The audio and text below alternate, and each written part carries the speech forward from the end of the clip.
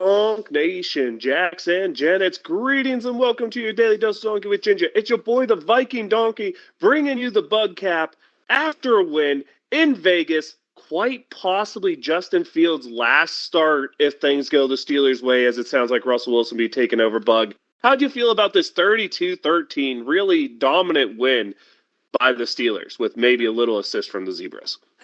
Good. Good. Yeah, some big plays going the Steelers' way, specifically with yellow hankies on the field. I know you were a fan of seeing the hankies go out there to help the Steelers, weren't you? Yeah, the Steelers' running game really putting on a clinic. Najee having his first really good game of the year out there. 14 carries, 106 yards, and a touchdown. Justin Fields added another 59 yards and two touchdowns. Both plays huge. Najee had a 36-yard scamper for the TD. Let's have you. We said we were going to have you break down some plays. How about that scamper to the left side by Najee? What did you see happening there? A lot of running. A lot of running, broken tackles, and then some explosion. Yep. Yeah, ending with a touchdown. We saw Justin Fields on a couple plays, one that was designed for him to score, and one where the play just nothing got open, and Justin Fields runs it in for a touchdown. Of course, aided by a couple. Yeah, I guess you call them roughing the passer penalties, but man. This isn't the football I grew up knowing. It's going to be the football you grow up knowing where quarterbacks get touched as a flag. But, dude, watching both of those roughing the passers was hard for me. Yeah, it was hard for me. The offense, we can sum it up as the Raiders without Wilkinson in the middle, really bad. This game was the Steelers going in there and dominating a team that one should be a lesser team on paper, especially starting a backup quarterback in O'Connell, which I know they made the move to him, but that was a silly move. The guy lost the job for a reason. Clearly was the backup. It's a team without their two top pass catchers, really no good running back on that roster since Jacobs left, an offensive line that's in flux, a defense that is about Max Crosby, and that's it. When Robert Spillane's your second best player on defense, that tells you a lot, in my opinion. Good player, fringe starter, shouldn't be your second best player. And the Steelers finally do what the Steelers are supposed to do to one of these teams, blow them out. It felt really good, did it not? Yeah. I mean, the running game was great for the Steelers. The passing game, not so much. Fields 14-24 for 145 yards, sacked 3 times, should have thrown an interception, got saved by a penalty. The passing from Justin Fields is probably really the only negative we can talk about on offense, huh? Yeah. I mean, run game was good even when McCollum had to come in to take snaps after Frazier got hurt, because once again, the Steelers lose another offensive lineman. Hopefully only a couple weeks for Frazier, but losing another offensive lineman might be a big talking point from this game as well. Anything else to say about the offense? I mean, we had you break down the big run from Najee. So, You want to break down the interception from Justin Fields that wasn't? He looks late over the middle, throws the ball up when he's about to get sacked, and what happens? Yeah. What happened on the other end? Yeah, why? roughing the passer. Yeah, because a Raider happened to tackle and, heaven forbid, fall on top of the quarterback. Because that's you're not allowed to tackle in football if it's a quarterback, huh? Yeah. Yeah, but that benefits the Steelers this week, so no complaints there. Defensively, allowing an opening drive touchdown after we scored a field goal was kind of concerning. The fact that we weren't able to stop the only weapon the Raiders had, and Bowers was able to torch us, but really no one else did anything that whole game for the Raiders. I don't think they had a running back over.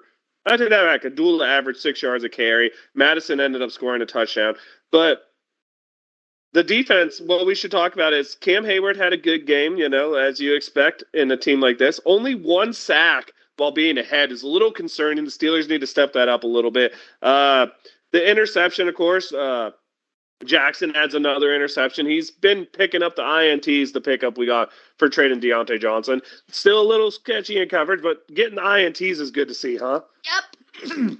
Patrick Queen had arguably finally a good game for the Steelers, being able to play unblocked because the Raiders can't get to the second level. It's quite funny to watch. And TJ Watt, which one of his punch-out fumbles do you want to break down? The first one where the one kid gets his probably only carry he's going to get in the NFL? Yeah, first one. All right, guys running at TJ Watt, ball in the hand that TJ staying on. What happens next? TJ Hunts Yeah, TJ going all Peanut Tillman, punching the football, causing a fumble, setting the Steelers offense up because, being loose with the ball around TJ is a great idea. And then we get down on the goal line. The Raiders scored what should have been a touchdown that should have been allowed. The refs say no. The refs continue a flag even though the play happened after the quarter. The Steelers get set up. Good things are about to happen. The Abdullah runs the ball to the right side, and who does he run into? TJ And what does TJ do? Sit. Yeah, he punches out the football, and it is what it is. The Steelers play a lesser team. The Steelers defense puts up a darn good performance. You have to say only allowing 13 points, causing 3 turnovers. You have to call it a solid A, right? On defense. Yeah, definitely a solid A. Any other plays on defense that really stuck out in your mind?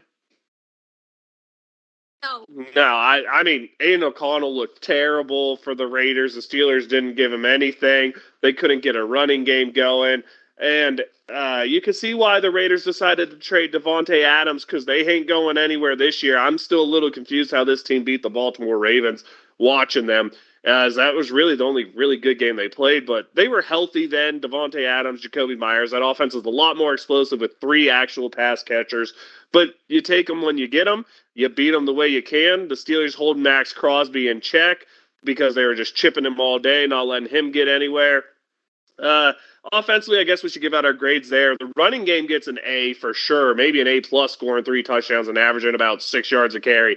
But the passing game, a C plus because the turnover didn't happen. We'll give it a C plus. You think those are fair grades? Yeah, and special teams, well, they get their solid. I don't know, what do we want to give them for this grade? Boswell goes 4 for 4 on field goals. What are you trying to ask? Oh yeah, I forgot about that. Definite A plus for the Steelers, and bring up what you just said. The blocked punt. The blocked punt. That is right. Who got that? Was that Jamaria Moon? I think that was Moon who blocked the punt. If anyone's listening and wants to put in the comments what is right about that, go ahead.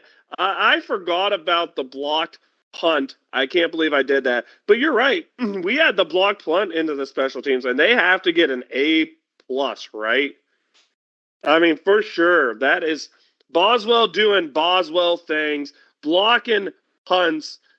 Uh, yeah, A plus there. Waitman did his thing. And we just have to go out and say, yeah, it was Jeremiah Moon. I at least remember the person. Huge momentum shift in that. And we're back. Unfortunately, we've had some audio recording issues here in the last little bit. But, Bug, we're back at the block punt. Go ahead and break it down for us one more time, like try number 4. Those soft coverage. Punter can't get the punt off. Steelers crossing in like a hurricane. Hurricane, that's right. It was such a great breakdown the first time. I'm so sad that we lost it. Not only once, but twice we lost that breakdown. But let's go ahead. Let's get to your picks. We have Baltimore going to Tampa Bay on Monday night. We have Cincinnati going to Cleveland. Cincinnati is who you picked. Yeah. And we have the Jets going to Steelers in the matchup with the old men if Russell Wilson starts. And your shout out for the week. TJ Watt. Yeah, the guy who's looking like an MVP. And if it looks like we're trying to do it quick, it's because we're trying to get this in before the audio messes up for like the 5th time right now at this rate. I'm going to let you know. I'm the Viking Donkey. It's Viking_Donkey at Twitch or Twitter. Your Daily Dose Donkey Ginger is the YouTube channel where you get this awesome content. Hopefully I figure out the audio problems. But you know what?